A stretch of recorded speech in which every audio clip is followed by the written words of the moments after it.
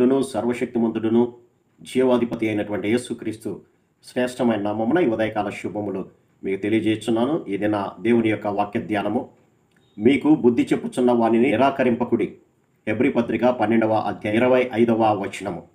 బుద్ధి లేనివాడు అనగా అర్థం ఏంటంటే జ్ఞానము లేనివాడు, మూర్ఖుడు, ఎవరి మాట విననటువంటి వ్యక్తి, లోకమే తన జీవితము అని నడుచుకునేటువంటి వ్యక్తి, మన కంటికి కనబడేటువంటి ఈ రంగుల ప్రపంచమే నిజమైనది అని నమ్మి నడిచేవాడే బుద్ధి లేనటువంటి వాడు.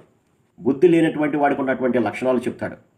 వాడేమనుకుంటాడంటే దేవుడు లేడు, ఈ కనబడేటువంటి సృష్టి లోకమే నిజమైనది, శాశ్వతమైనది, నేనెవరికి సమాధానం చెప్పుకోవాల్సినటువంటి అవసరం లేదు అనేటువంటి మూర్ఖ స్వభావంతో ఉంటాడు.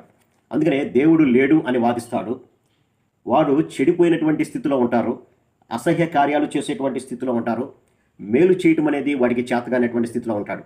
అది బుద్ధి లేనటువంటి వాడి లక్షణాలు.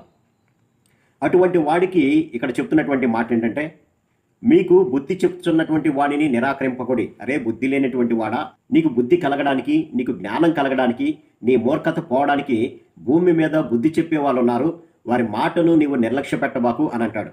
ఎవరో చెప్పేది భూమి మీద అని కనుక ఆలోచన చేస్తే అది దేవుని యొక్క వాక్యము మాత్రమే మానవునికి బుద్ధి చెప్తుంది.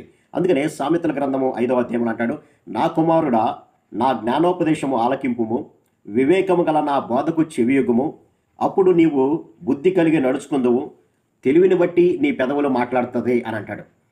నేను ఇచ్చేటువంటి మాటలు కనుక నీవు ఆలకిస్తే అది నీకు వివేకాన్ని కలిగిస్తాయి, అప్పుడు నీకు బుద్ధి కలుగుతుంది అని అంటాడు.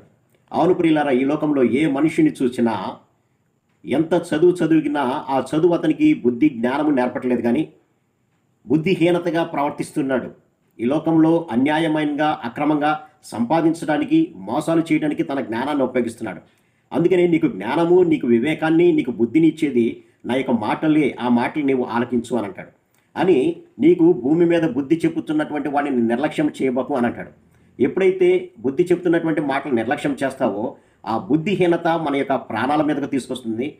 మధ్యలోనే మనము చనిపోయేటట్లుగా ఆ బుద్ధిహీనత చేస్తుంది. అందుకనే వ్యర్థముగా తిరిగి నీ యొక్క ఆయుష్ని ఎందుకు పోగొట్టుకుంటావు? కాబట్టి బుద్ధిహీనత మీరు వదిలేసి బుద్ధిమంతులు కండి అని అంటాడు. కాబట్టి బుద్ధిహీనత నుంచి పోవాలంటే దేవుని వాక్యమే, దేవుని యొక్క మాటలే మన బుద్ధిహీనతను తీసివేసి జ్ఞానము కలిగిన వారిగా మనకు చేసి అదే అనేక సంవత్సరాలు జీవించేటట్లుగా మనం చేస్తుంది. ఈ యొక్క ఆది కాండములో నోవాహు దినాల్లో మనం గమనించినప్పుడు దేవుడు ఆకాశం నుంచి నరులు ఎలా ఉన్నారు అని పరిశీలన చేస్తే నరుల యొక్క హృదయాలోచన బాల్యం నుంచి కూడా చెడుతనంగా ఉంది. నరుల చెడుతనము భూమి మీద గొప్పదనియు, వారి హృదయం యొక్క తలంపుల్లోని ఊహంతా ఎల్లప్పుడూ కేవలము చెడ్డదని యెహోవా గమనించెను అనుంది. అంతేకాకుండా భూలోకము దేవుని యొక్క సన్నిధిలో చెడిపోయి ఉందని, భూలోకమంతా కూడా బలాత్కారంతో నిండి ఉన్నది, భూమి మీద సమస్త శరీరం కూడా తమ యొక్క మార్గాలను చెరిపి వేసుకొని పాపంతో నింపబడి ఉన్నారు అని అంటాడు.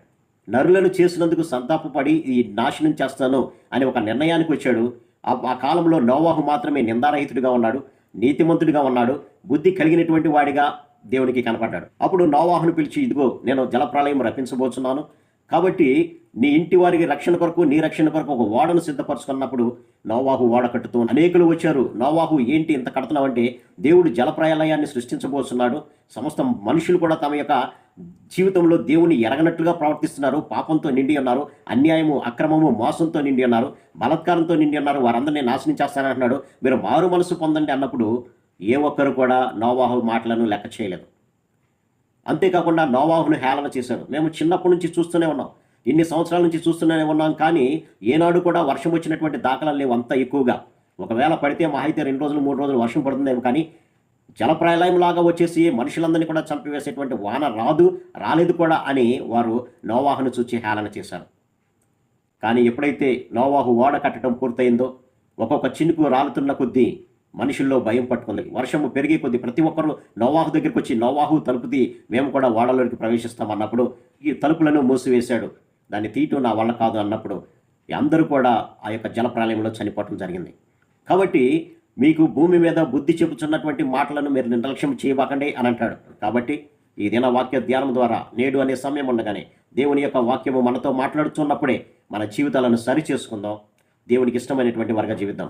అట్టి కృపా పరిశుద్ధాత్మ దేవుడు మనందరికి దయచేయను గాక. ఆమె ప్రార్థన. సర్వశక్తుడా, ప్రేమ గల మా తండ్రి, భూమి మీద మీకు బుద్ధి చెప్తున్న వారిని నిర్లక్ష్యం చేయొద్దన్న ప్రభా. అవునైనా మా యొక్క పాపపు జీవితాన్ని హెచ్చరిక చేసినప్పుడు నైనా దానికి లోబడి మా జీవితాలను సరిచేసుకుని నాయన మీకు నమ్మకమైన వారిగా, సాక్షిగా, విశ్వాసగా జీవించడానికి కావాల్సినటువంటి కృపను దయచేయండి. తద్వారా మేము ఆ యొక్క నిత్య నరకం నుంచి తప్పించబడి, మరణం నుంచి తప్పించబడి నాయన నిత్య రాజ్యానికి వారసులయ్యే భాగ్యం ప్రతిబడి దయచేయమని యేసునామమున అడిగి వేడుకొంచున్నాం తండ్రి. ఆమేన్.